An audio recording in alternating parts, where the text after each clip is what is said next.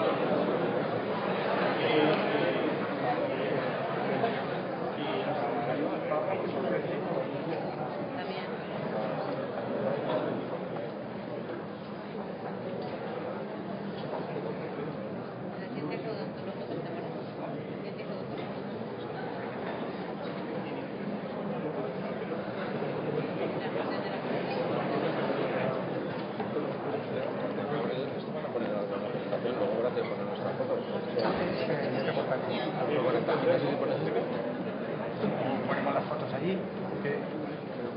Cuando acabe la lleva, nosotros con otro.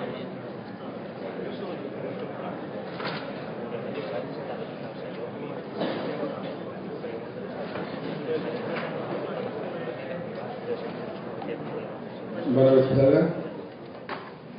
Bé, estem acabant ja este 12è Fòrum d'Ocupació i Emprenedoria i tenim la sort, tenim el privilegi de fer la cloenda amb un art que jo crec d'un interès evident.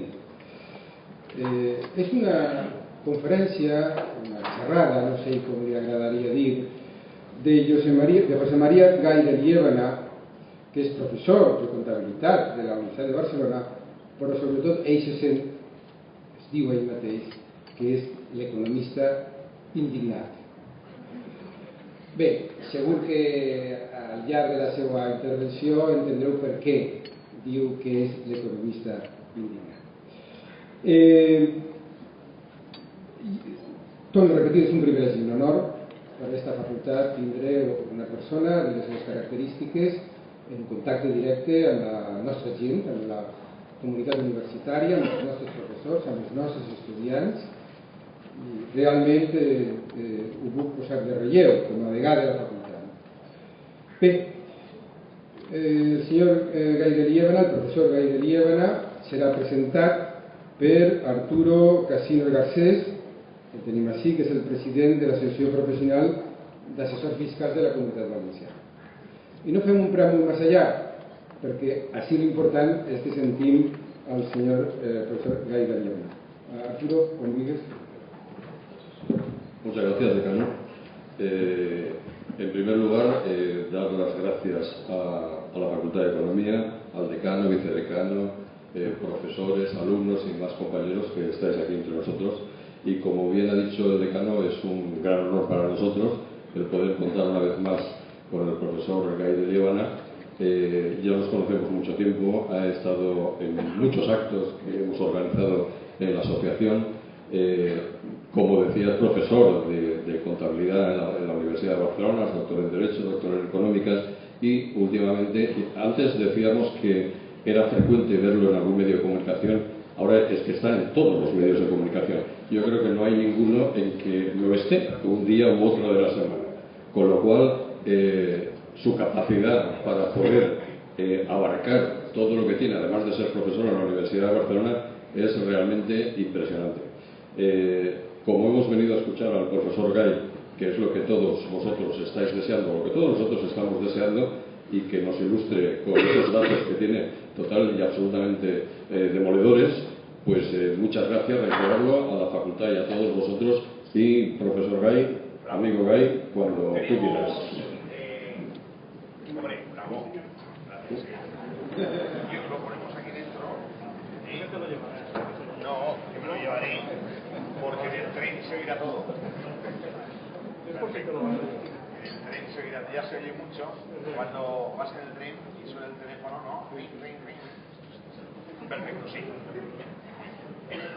Perfecto. Bueno, gracias. Primero primer lugar, gracias a la facultad por acogerme. Es la segunda vez en pocos meses que estoy aquí. Por tanto, igual vengo más frecuentemente, estoy muy a gusto. Gracias a la sociedad también por invitarme, gracias a todos ustedes por venir. Yo a veces he estado en sitios y en otros sitios, pero en un hall de una facultad nunca había estado, con lo cual es una sensación nueva y cada día se descubre algo. Pero bueno, la verdad que impresionante. O sea que lo agradezco mucho y gracias a todos que nos han venido.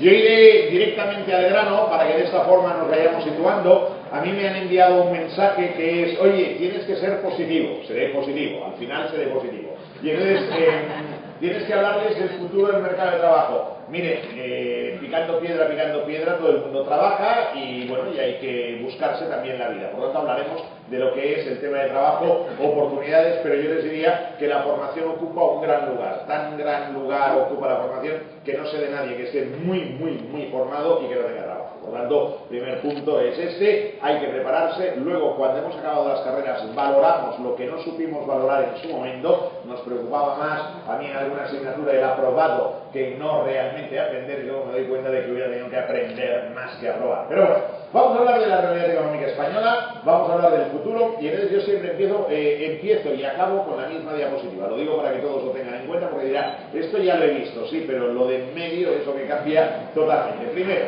yo quiero que sobre todo en una facultad de economía tengan claro los que están ahora formándose cuáles han sido para mí las caras de esta crisis, que es una crisis de deuda. En primer lugar, algo muy importante, que cuando se explica en contabilidad la gente no le da mucha importancia, que yo luego cuando les explico análisis a mis alumnos ya le damos mucha importancia, es siempre gastar menos de lo que se ingresa, ¿de acuerdo? Gastar menos de lo que se ingresa, y entonces ya no hay ningún problema, pero claro, el problema es que cuando tienes dinerito te gusta gastarlo, por tanto, has de tener sentido común y tocar con los pies en el suelo. El segundo punto es que esta es una crisis de carácter financiero, y es una crisis de carácter financiero al margen de entidades financieras, que también voy a hablar. Es una crisis financiera porque empezamos a invertir a unos precios desmesurados. Hubo grandes operaciones corporativas, hubo grandes fondos de comercio, hubo mucho valor razonable, hubo sobrevaloración, y todo esto se financiaba con deuda. Y entonces, claro, el problema que hay es que tú vas aumentando tus activos, el problema que hay es que la deuda cada vez es mayor y que pierdes solvencia. Cuando los activos algún día se deterioran, pierden parte de ese valor, que era un valor burbujeado, hinchado, alegre, inflado y animado, el problema que hay es que entonces esto, pues en definitiva, revienta, tal y como tendremos oportunidad de ver. Y luego es una crisis contable. Y ahí sí que, como contable que soy, digo que la gente no analiza la información contable, no analizan balances, no analizan cuentas de resultados, no se leen memorias, no se lee información financiera, y así nos va. Es decir, el problema que tenemos es que así nos va. Yo cada año me dedico a mirar muchas cosas, a mirar mucha información contable, y luego también hay un aspecto que hemos de tenerlo muy en cuenta, que es la llamada contabilidad creativa. Es decir, a partir de un balance y una cuenta de resultados se pueden hacer milagros, se pueden hacer auténticas cosas maravillosas, y por tanto hay que saber verlo. Y luego la otra cuestión es que hemos tenido un problema, que nos hemos metido en inversiones que eran inversiones de ascensor, porque me lo ha dicho mi vecino, porque queda bien, oye, voy a invertir en esto, en lo otro, y eran instrumentos financieros raros, rarísimos, tan raros que yo, el instrumento financiero más complicado que tengo es la libreta de la Caixa. Yo tengo la libreta de la Caixa de siempre, la libreta de la Caixa, que tengo una libreta que es complicado porque está en una funda de plástico y cada viernes cuando voy la tengo que sacar, y entonces la abro y voy y le digo al Manel, que és el de la Caixa, dic, Manel, dic, me la posa al dia, si us plau. I diu, però escolti, si això ara ja no es porta, tot és electrònic. Dic, ni electrònic ni puñetas, usted no pot, aquí no tot el día. Entonces, claro, con esto quiero decir que cuidado, porque hay muchos instrumentos financieros que yo no entiendo cómo son, ni de qué forma son, ni cómo han podido nacer. Y luego tenemos un problema que es, y todos lo estamos viviendo, es la crisis pública. El sector público ha apechugado con las pérdidas de una parte de un sector determinante, que era el sector financiero, pero también hemos de admitir que hay un problema de cuentas públicas descuadradas, y luego también que se ha hecho y se sigue haciendo mucho despilfarro. Por tanto, quiere decir, como veremos, hasta que no cambiemos esto, mal vamos a ir. Todo esto deriva últimamente en lo que es una crisis sistémica, es decir, la gente se empieza a poner nerviosa, la gente está nerviosa, la gente sale a la calle y la gente está enfadada con mucha razón. ¿Cuáles son los riesgos? Voy a partir de aquí, la perorata que les voy a lanzar va a ser segmentada. Primer punto, ¿qué riesgos yo veo en el escenario de la economía española? Y a partir de ahí vamos viendo lo que serían otras caras de la situación actual.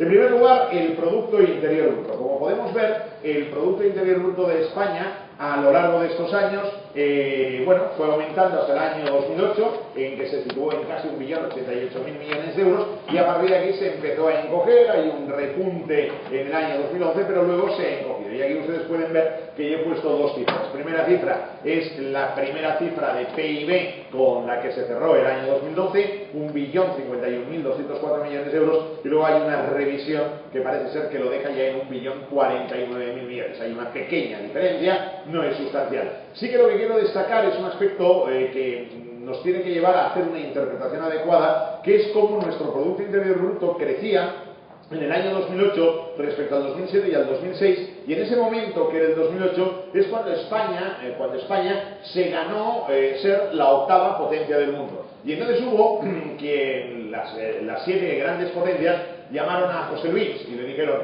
José Luis Rodríguez Zapatero, y le dijeron, José Luis, ahora tenéis derecho a que el G7 sea el G8 y que aquí tienes un sillón. Y entonces José Luis dijo, no, nosotros no necesitamos el G7 ni el G8, nosotros vamos a liderar un mundo nuevo, vamos a liderar lo que es un proyecto para la civilización que vamos a llamar la Alianza de las Civilizaciones, que estará Venezuela, que estará Bolivia, que estará Perú, que estará Turquía, que estarán las grandes potencias. Y claro, luego al final tuvimos que recurrir al G20, y cuando íbamos al G20 no teníamos sitio para entrar en el G20. Suerte que Sarkozy, Nicolás Sarkozy, que estaba con Carla, todavía sigue con Carla y tocando la guitarra y esas cosas, entonces dijo, yo ya me llevaré una silla y te pondré aquí porque como yo tengo 2 sillas vas a entrar tú. Bueno, entonces ahí lo que sí es cierto es que algo ha fallado a nivel de nuestra economía. Y algo ha fallado porque si nuestra economía crecía, fíjense bien cuál ha sido la evolución de la tasa del paro. Y ahí sí que es donde yo tengo que recriminar a nuestras autoridades económicas, es decirles, ustedes no se enteraron de la película o ustedes miraron hacia otro lado. Porque lo que no era de recibo es que mientras que la economía española en el periodo 2006 a 2008 iba creciendo y el PIB iba creciendo, que el número de parados de 1.765.000 saltara a 3.208.000 y del 8,4 al 13,91. Y que nos dijeran que no pasaba nada, que simplemente era una pequeña tormentilla de verano la crisis económica y que la tasa de paro se fuera incrementando de esta manera tan brutal, con lo cual al día de hoy estamos en un 27,2%, dato de acuerdo con la EPA. Por lo tanto ya saben que una cosa es la seguridad social y la otra es la gente que no tiene trabajo y que está en condiciones de trabajar. 6.200.2.700. Y entonces simplemente, para que ustedes sean consecuentes, lo digo porque cada uno tiene, esto es gracias a Dios una democracia, y tiene la libertad y la independencia como para hacer lo que crea conveniente, yo no voto, pero verán por qué no voto. Aquel me decía que por el pleno empleo motivos para crecer, este me decía esto, este me dice más empleo, menos impuestos, y desde aquí estos me dicen el compromiso con la ciudadanía, más empleo, menos impuestos, el compromiso que asumen. Esto es el mes de octubre del 2011. Por lo tanto, ¿qué quiere decir? Pues la verdad se ha dicho, que ninguno dice la verdad, que todos nos prometen el oro y el moro, y a la hora de la verdad, nada de nada. Y ahora viene, claro, yo ya me he hecho mayor. Cuando digo ya me he hecho mayor, pues ya tengo los 60 años. En broma,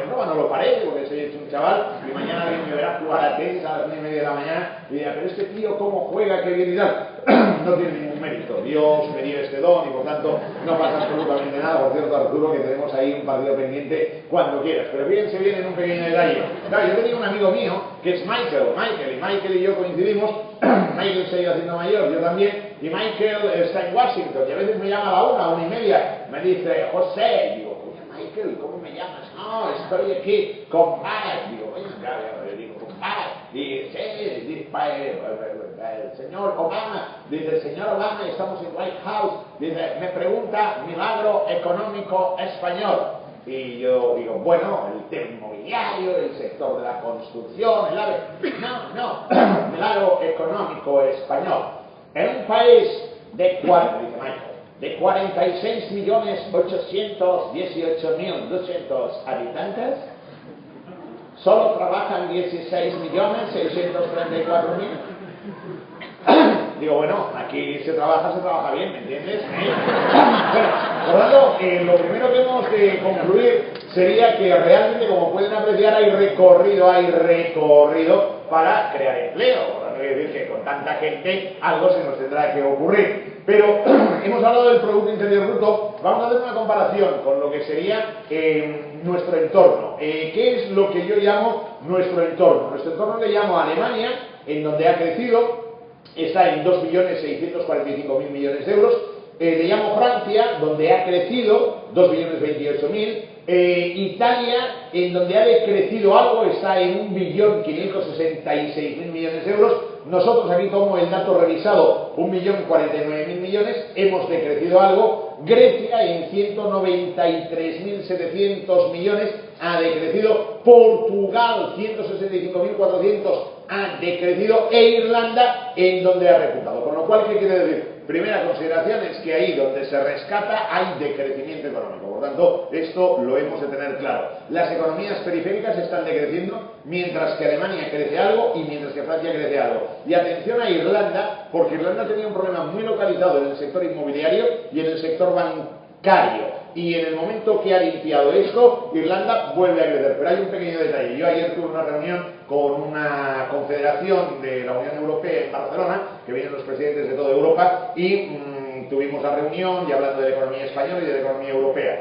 Y yo les recordaba que en una cena que yo tuve en Irlanda hace algunos años, que era como colofón a unos actos que se habían celebrado, tuve la oportunidad de cenar con un señor, que este señor, muy simpático, él hablaba algo de español, yo algo de inglés, muy bien, y al acabar con su esposa, muy simpáticos, adiós José, adiós Charlie, adiós José, adiós Charlie, y entonces me llamó la atención porque entonces adiós José, adiós Charlie, tal, encantado, estábamos en Barcelona, nos vimos, tal, y entonces él cogió la llave y puso en marcha el coche, su coche. Este señor era el vicepresidente de la Unión Europea y comisario europeo en Bruselas. Este señor iba con su esposa, Lo digo más que nada por un pequeño detalle, a ver si alguna vez han visto aquí algún ministrillo que vaya con su esposa y en el coche, Lo digo porque si ven ustedes algún comisario español en Europa, verán ustedes un despliegue de fuerzas de seguridad impresionantes, ¿de acuerdo? No pasa tampoco nada, No hace falta tampoco tanto guardaespaldas ni tanto escolta. Todo esto es gasto público que no sirve para nada. Por tanto, quiere decir que esto entiendo el porqué de la economía irlandesa va hacia adelante. Y ahora tenemos algo que es escalofriante, algo que si nosotros queremos ser europeos hemos de practicar. ¿Y que hemos de practicar cómo y de qué manera? Hombre, en Alemania están con un paro del 5,30%, ha disminuido la tasa de paro, en Francia ha aumentado al 10,60%, en Italia al 11,20%, en España cerramos con el 26,20%, por tanto quiere decir, al día de hoy estamos en el 27,2%, en prácticamente un trimestre ha crecido en lo que sería un punto. Tenemos a Grecia que se ha disparado, estamos al mismo nivel que Grecia en estos momentos, o incluso algo peor. Portugal, que con el 16,50 la gente está indignada, e Irlanda, que está estabilizado. Por tanto quiere decir que una cuestión, estamos de acuerdo en que igual Europa nos maltrata, etcétera, etcétera, pero algo estamos haciendo mal, y algo que estamos haciendo mal no es de ahora, sino que es algo que se ha ido desencadenando, generando a lo largo de los últimos años y que no hemos sabido reaccionar. No es procedente que el presidente de la patronal sonría cada vez que le hacen una fotografía con la situación tan desesperada de las empresas de este país, no de determinadas grandes corporaciones, ni que esta es una foto que, bueno, solo cambia Fátima Báñez, porque hace 30 años la foto era la misma, también, ¿de acuerdo? Y lo va viendo todo por un retrovisor, ¿de acuerdo? Bueno, a partir de acá, les voy, toda la parte mala es la que les voy dando así de entrada para que luego se queden tranquilos y luego ya veremos la parte positiva. Pero a partir de acá, claro, los concursos de acreedores, ustedes dicen, no, es que yo querría trabajar en una empresa, ¡pam!, concurso de acreedores. Vean cómo ha aumentado el número de concursos de acreedores, de 837 que en 2005 se tramitaron a 7.988. En lo que llevamos de este año, en el primer trimestre, más de 2.700 concursos de acreedores, por lo tanto acabaremos el año rompiendo los 10.000 registros. Y luego otra cuestión que nos tiene que preocupar también, pero que lo hemos de saber, la destrucción de empleo va a seguir y con más fuerza en los próximos meses. ¿Por qué? Porque si miramos el número de expedientes de regulación de empleo, vean que en el año 2003 eran de 4.329 y afectaron a 83.481 trabajadores, y en 2012 cerramos con 33.075 y con 451.893 trabajadores. Pero si vemos ahora los expedientes que están en curso, los ajustes de plantilla que se están cociendo, Bankia 4.500, Iberia 3.807, Orizonia 3.500, Santander 3.000, La Caixa 3.000, Nova Galicia 1.850, Vodafone 900, con lo cual quiere decir que el panorama, digamos, a corto plazo es realmente complicado. Tranquilos que hay vida, es decir, ahora yo les estoy dando toda parte negativa para que ustedes lo conozcan, porque yo no les voy a decir, mira qué bonito y tal, como yo cuando acabé en la facultad y acabo y salgo y tal, y me quedé en la puerta, ¿no?, esperando a ver, coño, quién me venía a fichar, para trabajar y tal, hasta que alguien me dijo, si esperas aquí, nadie te vendrá a buscar. Y entonces di el paso, salí, crucé la calle y encontré la vida, Por lo tanto, se lo digo en el sentido de que ustedes también vayan mentalizándose. Y luego aquí hay otro problema, porque tenemos un paro tremendo, porque el paro va más, y tenemos un problema de que también las familias se fueron endeudando. Y se fueron endeudando, ¿por qué? Porque había facilidades de crédito, porque el crédito era asequible. Y claro, ¿qué pasa? Que en el año 2003 todas las familias debían 451.000 millones de euros, fueron aumentándolo y hasta el año 2008 con 913.000 millones de euros. Y a partir de aquí, las familias se dan cuenta de que se habían pasado, se compraron el piso caro, se compraron el apartamento, se compraron el coche, etcétera, etcétera, y todo eran facilidades, pero luego había que pagarlo, y es que la deuda siempre has de pensar que luego la tendrás que acabar pagando. Y entonces, ¿qué han hecho las familias? Las familias lo que han hecho ha sido rebajar el endeudamiento de la manera que han podido. ¿Y cómo lo han hecho? Pues diciendo, voy a liquidar deuda, muy bien. Y entonces, ¿qué han hecho? Hombre, también se ha descubierto aquella tía, a la tieta de Don Manuel Serrat, aquella tía que no tenía hijos, aquella tía viuda sin hijos, o igual que la solterona, y la redescubrimos, tenía unos ahorrillos, y a partir de ahí nos percatamos, y los domingos tranquilamente venía a comer a casa, y la sacábamos a pasear, y fue muy bien, porque decía, oye, si os falta algo, bueno, no, tampoco, pero mira, 400.000 euritos para nada, muy bien, pero la tieta murió, la tieta la guiñó, y entonces, ¿qué pasa? Pues que la tieta ya no la tenemos, y entonces ahora, ¿cómo se va reduciendo esto? Hombre, se va reduciendo porque la gente está muy moderada, porque no se da ni un solo euro de crédito, como luego veremos, y también porque hay, gracias a Dios, una economía sumergida. Y cuando digo gracias a Dios, una economía sumergida, en un país en el que es tan difícil existir, en el que es tan difícil vivir, lo más normal es que sea la economía sumergida la que salga hacia adelante y la que tire del carro. Luego hablaremos sobre ello. Una cuestión, las familias no se han endeudado solo para hacer viajes al Caribe en Semana Santa o en verano, no, se han endeudado sobre todo para adquirir una vivienda. Esto sería la parte de préstamo por adquisición de vivienda, por tanto quiere decir que en definitiva una gran parte de la deuda familiar viene porque se han comprado una casa. Ahora, dicho esto, que era una primera visión global, yo digo, a ver, ¿qué limitaciones creo yo que hay al día de hoy para que nuestras pequeñas y medianas empresas crezcan? Y les quiero recordar una cosa, que este país es un país de pymes, de pequeñas y medianas empresas, y por tanto lo que hay que hacer es que alguien en el gobierno se entere de que hay pequeñas y medianas empresas que son las que tiran del carro, las que contratan a la gente, las que están aguantando la economía, tal y como luego yo les voy a explicar. Aquí hay un primer grupo de problemas. Tenemos a día de hoy una perspectiva de incertidumbre y pesimismo. Entonces, claro, ¿qué pasa? Que la gente se desanima, que la gente está hecha caldo, que tú sales de casa, que te encuentras con un panorama sombrío, etc. Bueno, ante esto, ¿qué hay que hacer?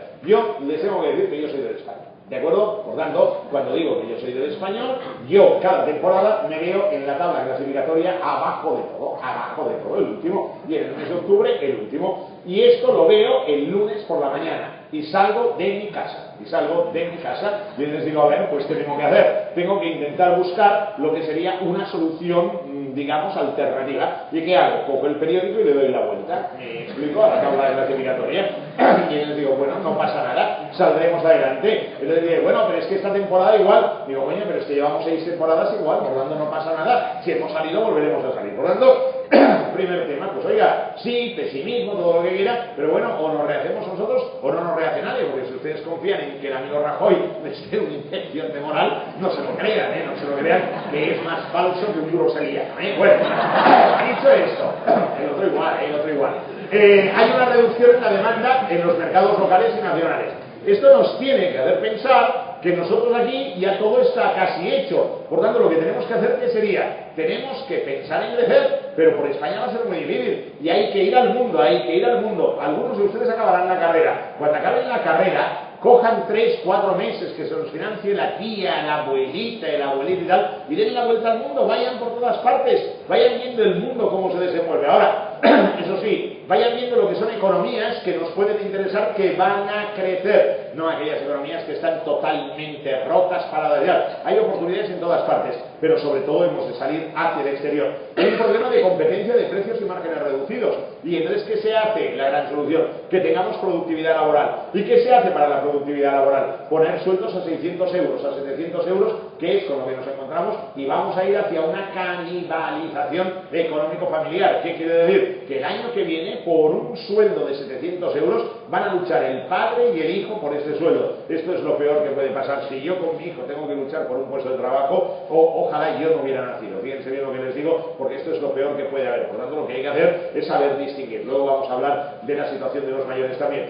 Y luego, los altos costes laborales. Es que en España es imposible poder tener a gente en la seguridad social y a gente trabajando, porque tenemos la seguridad social más alta de Europa, más alta del mundo. Si es que las personas que están, y aquí de la asociación, en contacto con la realidad empresarial, si es que resulta que tú tienes a una persona de alta, esta persona cobra una cantidad neta, pero hay las cotizaciones sociales, el IRPF también, y luego hay el coste de la seguridad social, si es carísima. Entonces, solución, pero si la solución es muy fácil para sacar a la gente del paro, los 6.200.000, mañana hemos sacado a 1 millón. ¿De qué manera? Bonifica los contratos de seguridad social de personas que están en el paro durante 2 años, bonifícalos, y que se pongan a trabajar, y las pequeñas y medianas empresas contratarían a gente. Y esto que yo digo hace meses, hace muchos meses, hace incluso yo diría años, ahora lo dijo la Unión Europea el otro día. Dijo, oiga, hay que pensar en bonificar los contratos de la seguridad social. ¿Y a mí qué me preocupa? Me preocupan los jóvenes, sí, pero ustedes me preocupan relativamente porque el mundo es de ustedes. Me preocupan sus mayores que son los de mi edad y los más jóvenes que yo, los mayores de 45 años. Por tanto, hay que hacer algo en este aspecto que ahora lo veremos. Y luego también, ¿qué pasa? Oigan, hay una falta de incentivos fiscales. El esfuerzo fiscal aquí es tremendo. Es que a la pequeña y mediana empresa se la está castigando. Se le exige un impuesto sobre sociedades que es del 30%, y en cambio las grandes corporaciones del IBEX 35, finalmente luego lo he sacado porque si no saldría de aquí a las 10 de la noche, pero las grandes corporaciones del IBEX 35, alguna de ellas, como Telefónica en el año 2011, tiene un coste efectivo del impuesto sobre sociedades inferior al 5%. No puede ser, ¿pero por qué? Porque ellas utilizan lo que es una serie de estructuras fiscales que las pueden utilizar en el mundo, y en cambio la pequeña pyme está tributando el 30%, con lo cual está con el agua al cuello, la seguridad social carísima, y encima este impuesto sobre sociedades. ¿Quieres que vaya bien la economía? Durante 2 años que las pymes no paguen impuestos sobre sociedades. Ya está, y habrá alegría. ¿Qué más hay? Nuevos competidores en los mercados. ¿Qué hay que hacer? Bueno, pues ellos tienen unas armas, nosotros no las tenemos. Vamos a dar armamento a nuestras empresas. Y luego, la financiación insuficiente, otro tema que tal, es que no hay crédito para la economía real, es que no hay crédito para las pequeñas y medianas empresas. No hay crédito. ¿Y no hay crédito por qué? No, porque no lo dan los bancos. No lo dan los bancos porque el gobierno no quiere. Porque ¿qué se hace con el dinero que han dado del rescate bancario? ¿Qué hace Bankia con los 22.000 millones de euros? ¿Qué hacen las demás entidades con todo el dinero que tienen? Si está nacionalizada, que den crédito ya. Y si quieren, hay una solución muy fácil, y esto lo digo aquí en Petit Comité, ¿de acuerdo? Si quieren, que me nombren a mí durante 48 horas presidente del gobierno. Y yo les voy a decir de qué manera se abre el crédito. Muy fácil. Las primeras 24 horas hablo con la Fiscalía y les digo, quiero un expediente de todas las personas que están al frente de entidades financieras y de las operaciones que han hecho las entidades financieras en los últimos 10 años, raras y extrañas. Muy bien. Y en las siguientes 24 horas hablo con los responsables de las entidades financieras. Esto, que parece que es coña, lo hizo un expresidente del gobierno español cuando era presidente, y resulta que hubo el rescate de una entidad financiera que no costó ni un solo duro, ni una sola peseta a la ciudadanía española. Simplemente le dijo, mira, aquí el expediente de la Fiscalía que me han preparado sobre ti y sobre tu banco, y aquí tienes la compra de este banco. Por tanto, gracias por comprar el banco y nos vemos mañana. Y ya está. Luego, seguimos ahí. Apoyo por parte de la administración. La administración apoya para algo, sirve para algo. Vayan a un empresario y díganle, la administración es un elemento hostil, absolutamente hostil. Bueno, riesgos de la economía española en el año 2013. Primero, el déficit de las cuentas públicas, que ahora lo vamos a ver. Esto va a exigir esfuerzos de consolidación fiscal. Consolidación fiscal es un eufemismo para no decir subida de impuestos y recortes de gasto social. Por tanto, esta es la realidad. Siguiente punto, deuda pública y privada, que se va disparando y que ahora la acabaremos de ver. Crédito bancario no fluye, el consumo está en caída libre, las exportaciones crecen poco. No, es que ahora va muy bien, el tema exterior va muy bien. Bueno, va muy bien porque nadie compra nada y las importaciones prácticamente se han estopado. Y si hubiera más rescate, habría mayor activación de condicionalidad. Cuidado con lo del rescate, cuidado con lo del rescate. La señora Cospedal dijo, nada, lo del rescate tal, y Mariano dijo, nada, aquello del rescate. Digo, cuidado con lo del rescate, simplemente, paro, recortes, la tensión social, y luego, al día de hoy hay una cuestión clave. Muchos queríamos ser europeos, estamos en Europa, somos europeos, nos sentimos europeos, pero ahora yo me hago una pregunta en lo que sería la profundidad del domingo por la noche, y esto que el Español empató con el Real Madrid. La pregunta es, ¿valía la pena estar en Europa con el euro para esto que estamos viviendo, para lo que nos tocará vivir? Bueno, es un dilema, y es un dilema en el sentido de que a corto plazo vamos a sufrir, a largo plazo es bueno porque estaremos dentro de una cohesión europea, y aquí alguien tenía que sacrificar cosas y nos está tocando a nosotros. Y luego, falta de estímulos al empresariado y una excesiva regulación, como veremos. El otro tema también es el tema, lamentablemente, de que media España está imputada. En España ahora, al día de hoy, eres alguien cuando estás imputado y no eres nadie si no estás imputado, por lo tanto, quiere decir, es lo mismo que la SICAP. Tienes una SICAP, eres importante, no tienes SICAP, eres un nadie, ¿de acuerdo? Muy bien. ¿Qué haría yo? ¿Qué haría yo? ¿Qué aspectos creo que aquí habría que considerar? Miren, en primer lugar, hay que forzar el crecimiento para que aumente nuestro Producto Interior Bruto, España, Europa o el mundo. Yo creo que hay que empezar a mirar al mundo y, por tanto, quiere decir, hemos de ir al mundo, hemos de exportar, hemos de abrirnos a otros mercados. Esto es clave. Las empresas que lo han hecho están al día de hoy, tienen ya una diversificación del riesgo y hoy están ganando y son empresas realmente fuertes. Hay un tema de consumo, hay que animarlo. ¿Qué teníamos que hacer? Que la gente tuviera más renta disponible, que la gente tuviera menos impuestos sobre la renta en lo que sería fundamentalmente los rendimientos del trabajo. Hemos de crear empleo, pues hemos de bonificar la seguridad social, hemos de procurar bajar impuestos, el impuesto sobre la renta, el impuesto sobre sociedades, cualquier impuesto hay que procurar bajarlo, hay que ajustar el IVA. Muy bien, y ahora alguien dirá, bueno, pero todo esto que estás diciendo, claro, no se puede hacer. Sí que se puede hacer, porque lo que hay que hacer es recortar el gasto público que luego vamos a ver, un gasto público insoportable, que no lo podemos pagar, y luego hay que buscar el crédito a la banca. Y luego, ¿qué más tenemos? Tenemos que animar sectores con posibilidades de crecimiento económico, que esto no se sabe ver. Hay sectores siempre que son estratégicos y ahí el gobierno, las autoridades tienen que saber ver cuáles son sectores que en el futuro van a tener desarrollo y que van a reportar buenos ingresos, buenos beneficios para España. Y luego hay que hacer una reforma en el plano universitario. Hay una cuestión aquí que a mí siempre me llama la atención. Por ejemplo, en Irlanda prácticamente los estudiantes cuando acaban, los universitarios acaban y en menos de un año están todos trabajando. Por lo tanto, quiere decir que hay una gran agilidad. Mientras que aquí nos estamos dando cuenta de que ahora hay una fuerza universitaria que igual no está trabajando. Teníamos que retocar los planes de estudios, y teníamos que retocar los planes de estudios hablando con el mundo empresarial, hablando con el mundo real, que es lo que existe en Irlanda, y decir, oiga, ¿y ustedes qué cliché necesitan? ¿Qué necesitan? Y entonces seguramente tendríamos que introducir materias nuevas y sobre todo lo que sería una mayor relación entre el mundo real y el mundo de la universidad. Yo sé que hablo yo desde la perspectiva global, no estoy personalizando en ninguna universidad, porque yo, por ejemplo, en el caso mío,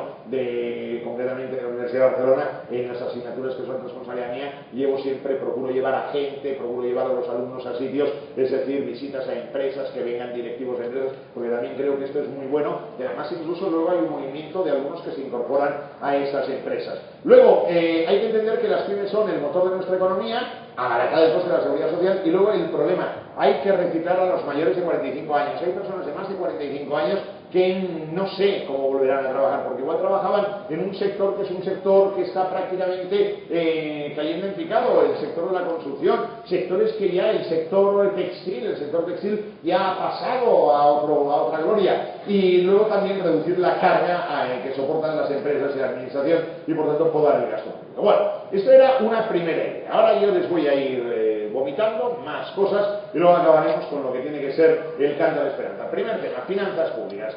Las finanzas públicas, esto cuando yo lo explicaba hace 4 años, la gente se levantaba y se iba, ¿de acuerdo? Seguramente era porque en aquel momento el presidente del gobierno, en una reunión en la Moncloa, le dijo a 3 empresarios, le dijo, bueno, es que la gente se preocupa también por lo del déficit público, y claro, lo del déficit público, ya veías tú, porque como no esté nadie, claro, nuestros empresarios se sonrieron, ¿no? Realmente era para darle bofetadas, porque aquí hay un pequeño problema. El pequeño problema que hay es el siguiente.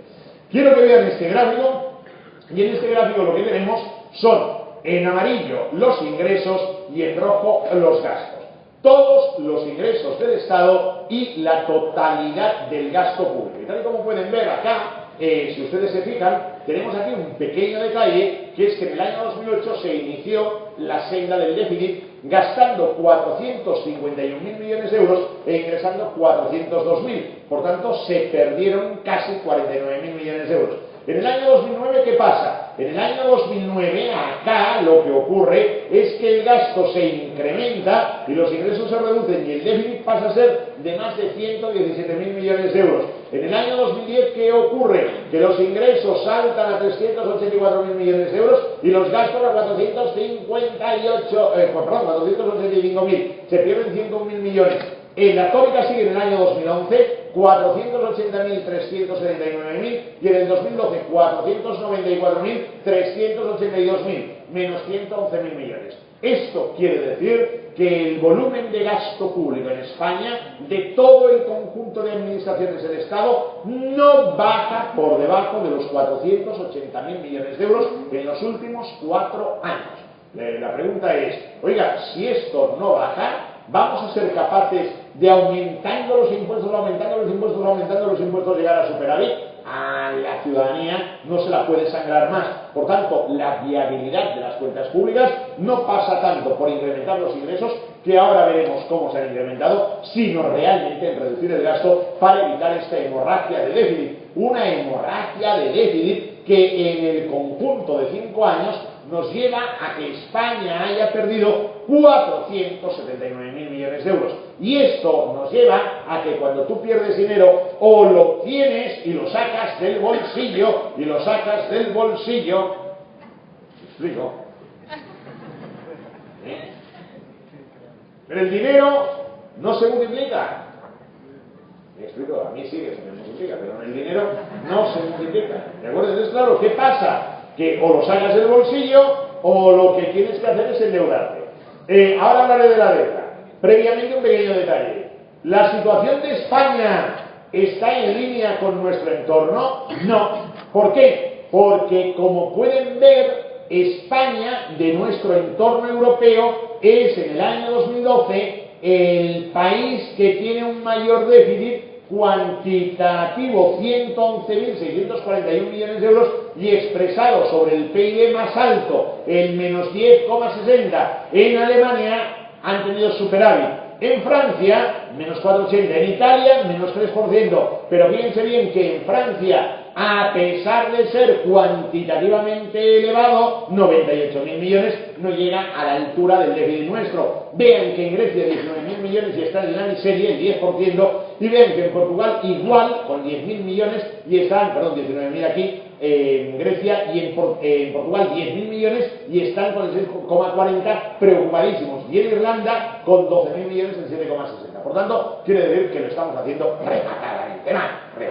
mal a la vista de cómo está el patio. Ahora me voy a la deuda. La deuda pública, que esta es la deuda pública que el Estado ha pedido prestado, dinero que ha pedido prestado, en el año 2007 eran 382.000 millones de euros y en el año 2013, hoy, están en 913.602 millones. ¿Qué quiere decir? Esta deuda pública se ha incrementado en un año, bueno, en un año y algo, del 2011 al 2013, en 177.000 millones de euros, pero en el espacio de este tiempo se ha incrementado en 531.000 millones de euros. ¿Qué quiere decir esto? Que lo que se ha perdido, como lo tienes que pagar y no tienes dinero, lo pides prestado, déjame papá, mamá, te lo devolveré papá, mamá, te lo devolveré papá, mamá. Pero claro, al final ¿qué pasa? Que aquí no devuelves nada.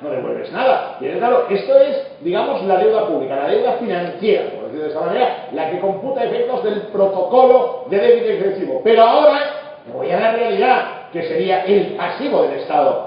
¿Cuánto tiene que pagar el Estado? Proveedores, acreedores, todo. Y entonces ahora viene el momento clave. ¿Cuánto debemos hoy, 31 de diciembre del año 2012? España en su totalidad debe 1.177.908 millones de euros, fuente Banco de España.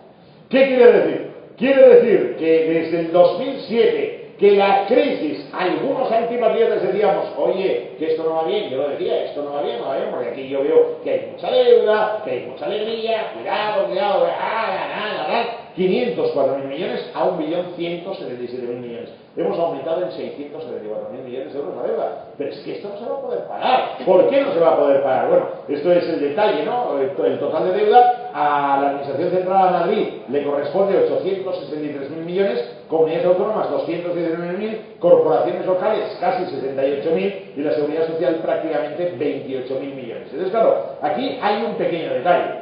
Para pagar la deuda, vuelvo otra vez a sacar estos 100 euros, que son, digamos, simbólicos 100 euros, acá, para pagar la deuda, yo tengo que tener algo que me sobre de dinero, porque si me sobra dinero, pago la deuda. Bueno, dicho de una manera, ya lo habrán visto, imagino, el cash flow, el cash flow, que ya saben aquello, que es el dinero que sobra a final de año, ¿de acuerdo? Bueno, me sobra. Claro, si me sobra, con lo que me sobra, digo, mira, lo que me sobra para pagar deuda, pero el problema es cuando no te sobra nada. Cuando no te sobra nada, no puedes pagar la deuda. Entonces, claro, ¿qué pasa? Que aquí tenemos una deuda que hoy representa el 112% del PIB y tenemos un déficit público de menos 111.000 millones. ¿Qué pasa? Que esta deuda no se va a poder pagar. ¿Me explico o no me explico? Porque hay un señor que se llama Jeremy Warner que el otro día dice en el Telegraph, aquí, cuidado, saquen su dinero. Lo dice, es un lanzado, pero el que está diciendo es lo que hay que leer. Que lo dice, y es que España tiene que reestructurar la deuda, y dice, y esto, yo digo lo que dice el Fondo Monetario Internacional, y le dice, nada, el Fondo Monetario, la señora Christine Lagarde dijo, España, piensen que el rescate no es malo, piensen que serviría para reestructurar la deuda, piensen que esta deuda no la van a poder pagar. En definitiva, hemos de ser conscientes sobre ello. Bueno, a la vista de todo, ¿se me va siguiendo o no? ¿Me van siguiendo hasta aquí? ¿Me van siguiendo? Voy aquí, luego acabaremos hablando de empleo, pero ¿me van siguiendo o no? O sea, primero hemos de conocer la realidad económica, ¿de acuerdo? Porque si luego les dicen, no te preocupes, cuando acabes la carrera te pones en la puerta de la facultad y pasará un coche, te cogerán, te llevarán a un sitio maravilloso, conocerás a Alicia, Peter Pan, el mundo del nunca jamás, tal cual. Nada, vamos a darnos los pies en el suelo. Primero conozcamos la realidad para saber a lo que nos enfrentamos y luego salimos a la calle bien armados. ¿Qué dice la Troika? La Troika dice, oiga, lo que hay que hacer aquí es recortar el gasto público, hay que subir impuestos, hay que reducir el déficit, hay que frenar el crecimiento de la deuda y hay que llevar a cabo reformas estructurales en la economía española. Muy bien. Entonces aquí, atención, que esto es una parte complicada porque cuando la Troika dice esto, se basa en la liquidación presupuestaria del año 2011. Y entonces yo ahora se lo voy a explicar para que ustedes lo entiendan. Acá los ingresos que obtuvo la totalidad del Estado español, que fueron 379.671 millones de euros. Acá todo el gasto público de España, 480.111 millones de euros. Y es acá lo que hemos de ver es que dicen, oiga, ustedes acá tienen un déficit de 100.440 millones. Primera condición, estén atentos, estén atentos. Me han seguido, La Troika dice, primera condición, ¿lo ven? ¿De acuerdo? Esto es lo primero, hay que suprimir. Para suprimir esto, ¿qué hay que hacer? O esto sube, aumento de ingresos y de impuestos, o esto baja reducir gasto, o se combinan los dos. Entonces, claro, ¿qué me están diciendo? Aumenten los ingresos por la parte tributaria, me dicen aumentenlo todo sería la seguridad social, todo. Ahora dicen, no. Y acá recorten gasto. Desde aquí hay un gasto muy importante, prestaciones sociales. ¿Qué hay acá? Dos grandes conceptos. Primero, las pensiones. Cada vez somos más mayores y cada vez hay más gente mayor y cada vez hay más calidad de vida y cada vez hay más esperanza de vida. Ahora yo miro siempre, cada día en La Vanguardia, yo leo La Vanguardia porque ya mis abuelos lo leían, y entonces yo miro y siempre lo primero que hago es ir a la página de las esquelas. Yo esto lo leo en el baño lo leo. Y entonces estoy en el baño y empiezo a gritar, ¡bravo! Pasa, igual. El más joven, 97 años. ¿Qué pasa? Hombre, estoy bien, porque es una alegría. El más joven que ha muerto tenía 97 años. ¿Qué quiere decir? Pues que fantástico, porque vivimos muchos años. Pero es que el actual sistema de pensiones está concebido para la gente cuando se jubilaba a los 65 años y al cabo de unos meses la palmaba. ¿De acuerdo? Esta era la realidad. Claro, hemos tenido aquí un cambio importante. La gente se ha llegado a jubilar con 50 años. Con 50 años. Esto es real. Con 50 años. Y resulta que viven hasta los 97 años. Se pasan más tiempo en pasivo que en activo, con lo cual esto no lo podemos costear. Hemos de cambiar por completo la referencia. Pero claro, a nuestros mayores no les podemos decir ahora que les recortamos la pensión. Y luego tenemos otro problema aquí, que tenemos el subsidio de paro. Y claro, el problema es que como cada vez hay más gente en el paro, teóricamente tendría que incrementarse este subsidio, pero no se va a incrementar. Y luego, ¿qué hay? El gasto de personal. ¿Quién está aquí? Los funcionarios, empleados públicos. Esto se recorta, caray, pregúntenlo. Cada vez que yo recibo alguna comunicación, algún correo electrónico del departamento personal de la Universidad de Barcelona, me pongo a temblar porque me dicen, le aumentamos, no, me dicen 70 euros menos. Pero oiga, nada, 70 euros menos, no, pero si son otros, porque pero con el amor de Dios. Bueno, ahora diré que nosotros normalmente con el Teletac, cuando entremos en clase, los profesores ya pagaremos el dar la clase, O sea, que no es que no cobremos, sino que ya nos ponen el Teletac para pagar. Bueno, pero aquí hay consumos, aquí hay mucho gasto, 92.448 millones de euros que se pueden recortar. ¿Por qué? Es el gasto del Estado, del aparato del Estado, el gasto superfluo, el gasto de datos políticos. Voy en el AVE de Barcelona a Madrid, llego a la estación de Sants en el AVE, veo ahí a un político de 3 al cuarto, llega con el coche, llega con el chofer, llega con el escolta, me lo meten en el AVE, yo voy en turista, no lo veo, voy en preferente, no lo veo. Digo, si voy en turista es que esté en preferente, si voy en preferente es que esté en turista. No, encerrados en la clase club, la parte más cara del AVE. Llega a Madrid el politiquillo de 3 al cuarto, llega a Madrid, le está esperando ya el coche con el chofer, con el escolta, y todo esto lo pago yo. Y claro, yo igual no lo saludo porque ha sido alumno mío y le tengo que decir, pero ¿qué estás haciendo? ¿Pero qué estás haciendo? Y tal. Y claro, estos no comen como yo como un bocadillo en la estación aquí de norte de Valencia. No, estos comen bien. Bueno, entonces claro, a partir de aquí la troika me dice, oiga, hay que recortar pensiones, hay que recortar el paro, el copago sanitario. Claro, lo del copago sanitario hay que plantearse si es el copago o es el repago. Digo repago porque claro, si pagamos impuestos para la sanidad y encima resulta que también tendremos que copagar todo lo que por haber, luego aumento en las tasas de educación que les voy a explicar a ustedes, recortes salariales de empleados públicos que voy a explicar aquí, despidos de empleados públicos, congelación de nuevas plazas que les voy a explicar aquí, y paralización de infraestructuras. Y en definitiva el problema es que, por ejemplo, ahora no se va a hacer más AVE, bravo, muy bien, pero se hace el AVE de Madrid a Galicia, bravo, 2.500 millones de euros de presupuesto, se lleva a cabo la obra, bravo, muy bien, perfecto, maravillosidad. Y luego dicen, sí, pero no hay dotación presupuestaria para explotar la línea. O sea, a ver, se hace la obra, pero luego no hay presupuesto para que el tren... No. Bueno, bueno, ¿qué más? Privatización de empresas públicas, venta de patrimonio, reestructuración de la administración del Estado, 8.000 y pico de ayuntamientos, comunidades autónomas, no sé cuántos parlamentarios, no sé qué. Oiga, el día que se tramitaron los presupuestos generales del Estado en el Congreso de los Diputados, solo estaban en el hemiciclo discutiendo 75 diputados. Si hay 350 menos 75, todos los demás que estarían con sus iPads y iPhones me sobran. Si todos me sobran los otros que hay en la otra sede, en el Senado, ¿qué quiere decir? Reducimos bárbaramente el gasto público. Bueno, ¿qué se ha hecho este año? Este año se ha liquidado con unas cuentas que son estas, pero que voy a hacer una comparativa para que lo vean. Primero, en el 2012, la seguridad social ha bajado como ingreso. Por tanto, quiere decir que las políticas en materia laboral que está llevando a cabo el gobierno son un auténtico fracaso. Y está. Es decir, hay menos gente, menos cotización en la seguridad social, porque hay empresas que cierran y cada vez hay más paro. Cada vez. Tema de impuestos directos. IRPF, apretándonos, esto es 2012, impuestos sobre sociedades, patrimonio, de 101.600 millones se ha llegado a 106.000. La gente está extenuada. ¿Esto puede aumentar? Esto no puede aumentar. Ya lo ha dicho hasta Mario Draghi. Lo peor que se puede hacer es aumentar impuestos directos y el impuesto sobre la renta. Y los impuestos indirectos, tanto IVA, con tanta cultura cerrando, desapareciendo, los bares están asustados porque se temen lo peor. Vamos a decir lo peor. Antes de final de año, en los bares y restaurantes se pagará un IVA del 21%. Están asustados, preocupados, se están cerrando bares. Entras yo el otro día en un bar en Cornellá, entro en un bar en Cornellá a la 1:30 del mediodía. Es la hora en que la gente, la cerveza, pasa, la caña, tal cual. Solo la señora del bar y yo. Señora, dígame, señora. Digo, no hay nadie. Dice, está usted, que ya es mucho. Digo, oye, tanto, bueno, digo, deme algo.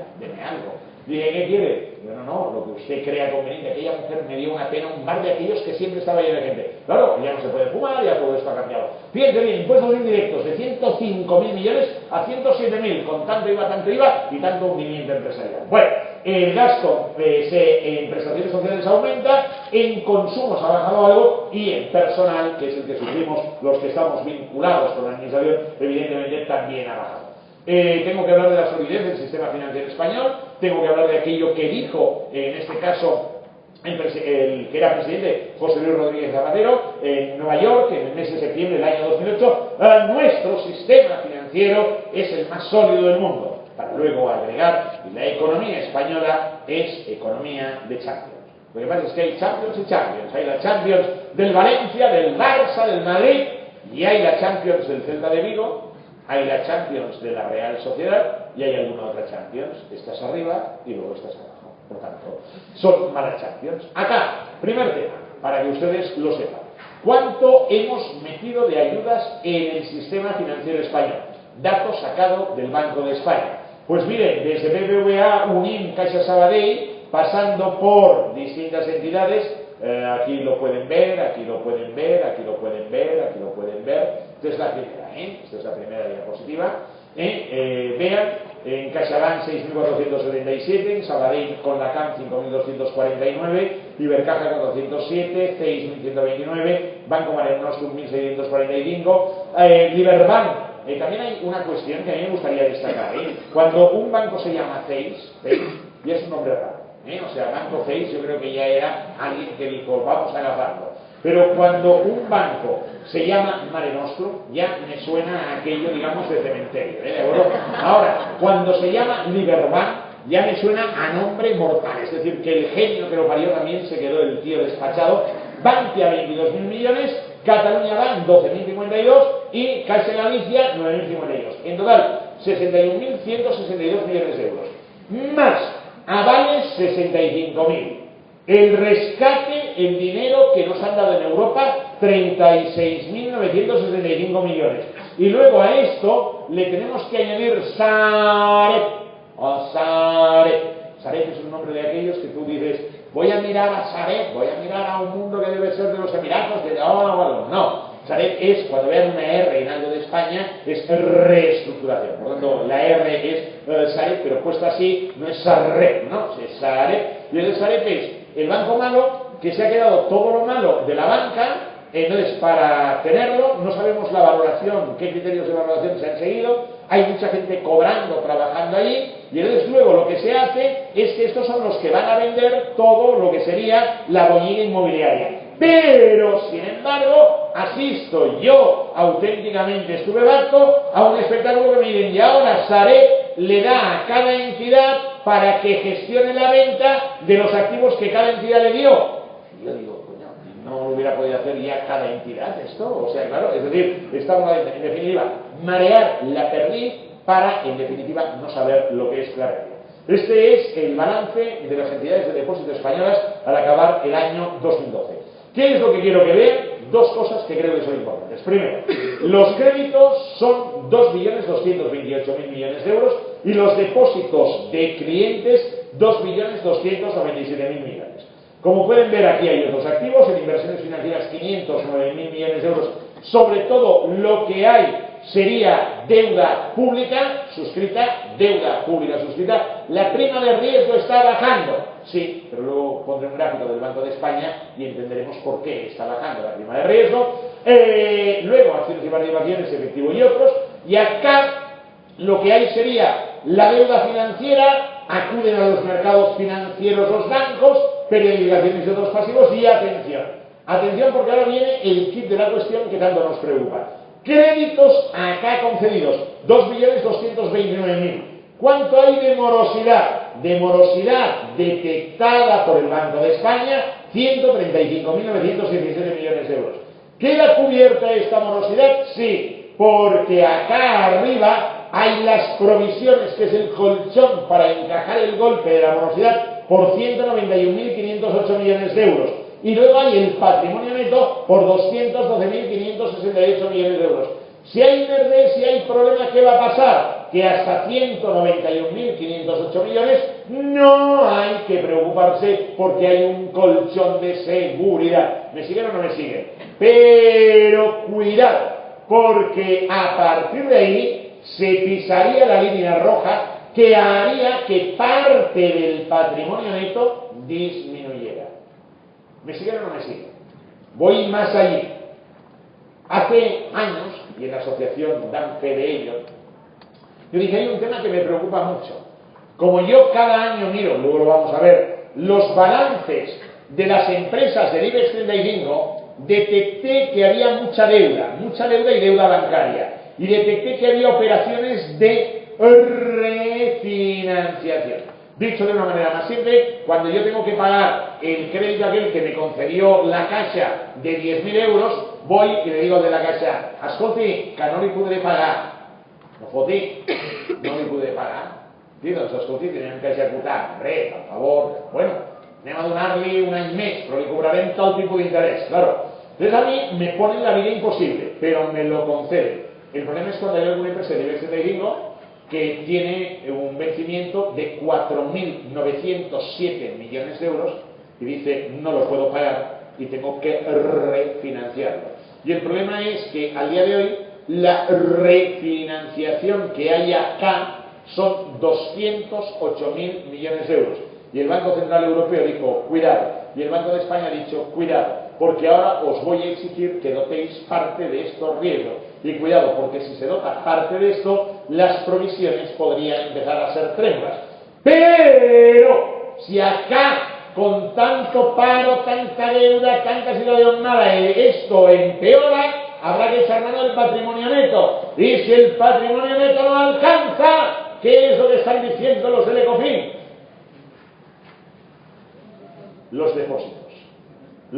Y aquí el amigo Montoro, que hizo inoportunamente al día siguiente de lo de Chipre, es decir, creamos el impuesto sobre los depósitos bancarios, con lo cual en un momento dado puede volar todo. Esta es una situación que hemos de tener en perspectiva, que es una situación peligrosa. Y acá, ¿qué ha pasado con el crédito desde 2010 hasta lo que llevamos de 2013? Muy sencillo, que se está financiando por parte de la banca al sector público, pero en cambio, como pueden ver, acá el sector privado, que son los hogares y las empresas, van a la baja. Por tanto, quiere decir que acá se está produciendo un fenómeno de crowding out en el sentido de que la deuda es para la deuda pública y el crédito es para la deuda pública, no para el sector privado, y por tanto quiere decir que no se expulsa el sector privado. La banca, ¿cómo está la banca? Miren, la banca ha tenido unos resultados que eran más, en el conjunto de entidades de depósito, eran más o menos buenos en 2009 y 2010, en 2011 caen y en 2012 realmente son auténticamente tremendos con 70.655 millones de euros de pérdida. Bueno, y aquí habría todo el detalle. Voy al marco empresarial y ya nos acercaremos hacia lo que va a ser el canto de esperanza. Por tanto, estén tranquilos que cuando ustedes vean a la Roja por ahí, cuando ustedes vean a Rafa Nadal, quiero decir que entramos ya en el momento de la esperanza y quiero decir que es el momento de la resurrección y por tanto el optimismo para ustedes. Pero previamente, ¿qué ha pasado con la deuda de las empresas? Lo mismo que con la deuda que tenemos todos. Vean, en el año 2003, 706.000 millones de euros. Iba aumentando hasta 1.305.000. Y luego la deuda empieza a frenarse y al día de hoy, dato importante, al cierre del ejercicio, la deuda de todas las sociedades no financieras de España era de 1.144.000 millones de euros. ¡Atención! Cada año analizo el conjunto de empresas del IBEX 35. Son 28, antes eran 29. ¿Cuánto deben a final de 2012? 598.000 millones de euros. Tienen recursos propios por 241.000 y un patrimonio neto de 800.